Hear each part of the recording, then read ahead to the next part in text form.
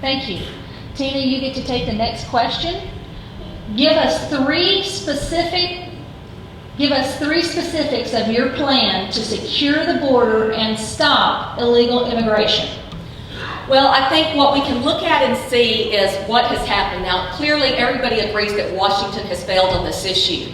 One of the things that we have done, and I think very specifically will continue to do, is take, through the budgeting process, about $100 to $110 million in each session to go down and put boots on the border. As a result of some of those operations, we had a reduction of 65% of pretty heinous crimes, everything from human trafficking to drug trafficking on the border.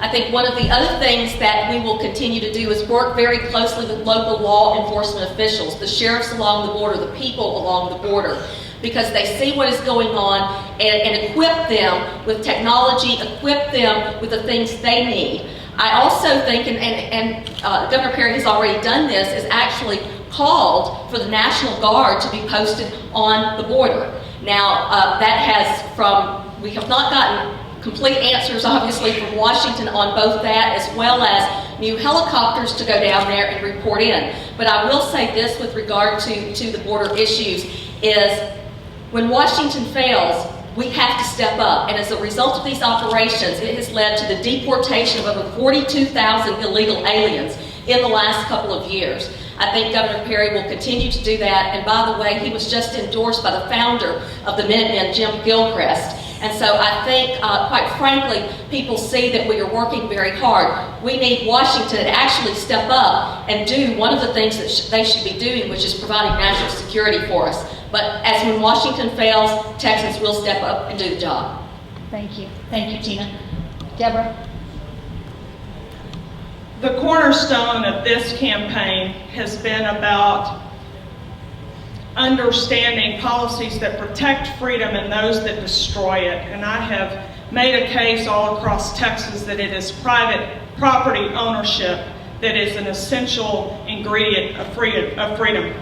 We have forgotten the notion that that is private property all up and down that border. We continue to rail that Washington is not doing her job, but the reality is Texas has a job to secure life, liberty, and property of her citizens.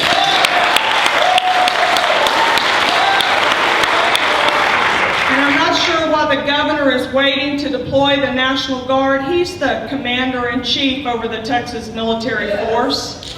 She'll be the commander-in-chief over the Texas military force, and our military force will be deployed to our border to assist private property owners and local law enforcement in securing their property. There won't be continuing criminal trespass across that border and across that private property. There will be a respect for the rule of law. This is a constitutional republic. We've got to have fair and just laws that apply equally to everyone. This incentive to come here and get reduced tuition when you're an illegal immigrant in our state must stop. It is the ultimate bait and switch.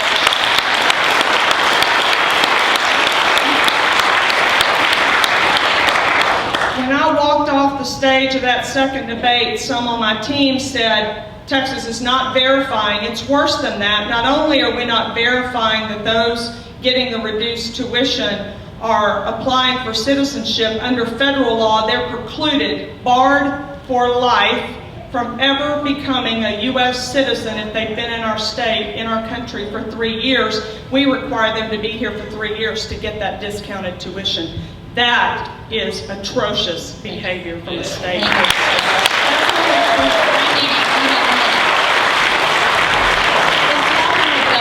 Over the years, I think one of the things that we look at is the fact that the real question should be, when we deal with any issue, but in particular illegal immigration, is what is good for America? That should be the basis for everything we do. We should look to be protecting our citizens. And I think Governor Perry has continued to try not only to do his job, but also fill in where the federal government has failed. You can't disagree. That is one of the jobs of the federal government, is to protect national security. They aren't doing it. We've had to step in and do that, and the result has been reduced crime. It has been reduced crossings on the border. Interestingly enough, I even had an ICE official who, prior to Governor Perry really taking the leadership on this, didn't believe anyone in the government wanted to, and they were very lax. When he started working with those local law enforcements, all of a sudden it spurred ICE officials down there to realize somebody really cared. And they were supportive of him, and the results have been pretty phenomenal. Thank you. Debra, a minute. So deploy the Texas military force to secure the border, stop the incentives, stop the illegal immigration, reduce tuition, stop the free health care. That is another state sovereignty fight. That is a federal legislation called EMTALA that we need to challenge here so that hospitals and emergency services providers write their own charity care policies and we quit offering free health care. And finally, so I guess that's 1, secure the border by deploying the military force. 2, stop the social incentives. And 3, prosecute and deport. We are hearing stories from law enforcement all over the state of Texas that we have illegal immigrants in our jails waiting prosecution and then not being deported even after that prosecution. Once the time is served, regardless of the country you're here from, you're a guest in Texas, you violate the law, you need to go home. Yeah.